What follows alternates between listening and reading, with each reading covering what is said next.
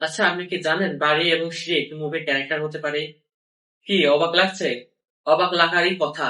হ্যাঁ, আজকে আমি প্যারাসাইট মুভি নিয়ে কথা বলবো, ডিরেক্টেড বাই বং জোন হো স্যার। আজকে প্যারাসাইট মুভির বাড়ি এবং সিঁড়ি নিয়ে কথা বলবো। প্রথমে যদি বলি কিম পরিবার বা গরিব পরিবারের কথা, তাদের বাড়িটি সেমি বেসমেন্টের মতো। দেখুন, প্রশ্ন হলো ডিরেক্টর স্যার কেন কিম পরিবার বা গরিব পরিবারের বাড়িটি এমন ভাবে ডিজাইন করলেন? এর মূল কারণ হলো তাদের সোশ্যাল স্ট্যাটাস কে ভিজুয়াল ল্যাঙ্গুয়েজের মাধ্যমে দেখানো। আপনি যদি প্রথম 10 মিনিট মুভিটি দেখেন তাহলে বুঝতে পারবেন কোথাও কোনো ডায়লগ নেই যে কিম পরিবার অনেক গরিব, বাট আপনি দেখলেই বুঝতে পারবেন যে তারা অনেক গরিব। এন্ড এইটা ডিরেক্টর স্যার ভিজুয়াল ভাবে আমাদের দেখিয়েছেন। কিম পরিবারের সেমি বেসমেন্টের জানালা দিয়ে শুধু মানুষের পা এবং ময়লার আবর্জনা দেখা যায়। অন্যদিকে আপনি যদি পার্ক পরিবার বা বড়লোক পরিবারের বাড়িটি দেখেন, তাদের বাড়িটি হলো রাজকীয়।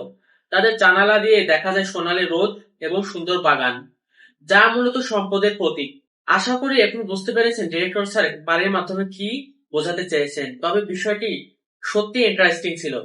চলেন এখন কথা বলা যাক সিঁড়ি নিয়ে। সত্যি বলতে সিঁড়ি এবং বাড়ি এই মুভিতে একে অপরের পরিপূরক। সিঁড়িকে আপনি হাইটের সাথে তুলনা করতে পারেন। পার্ক পরিবারের বা বড়লোক পরিবারের বাড়ি উঁচু স্থানে বা পাহাড়ে অবস্থিত। কিম পরিবারের কেউ বা অন্য কেউ তাদের বাড়িতে যেতে লম্বা সিঁড়ি পাড়ি দিতে হয়। এর মানে সিঁড়ি দিয়ে উপরে উঠতে হয়।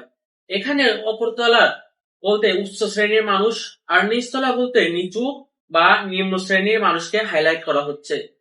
তো এই ছিল প্যারাসাইট মুভির আসল ম্যাজিক। সত্যি বলতে এই মুভিটা আমার কাছে অনেক ভালো লেগেছে। 5 বারের মতো দেখেছি। সেইবার যখন দেখেছি স্ক্রিপ্ট ডাউনলোড করে পড়েছিলাম। অ্যান্ড সত্যি বলতে এটা অসাধারণ এক্সপিরিয়েন্স ছিল আমার কাছে। Thank you, bye by.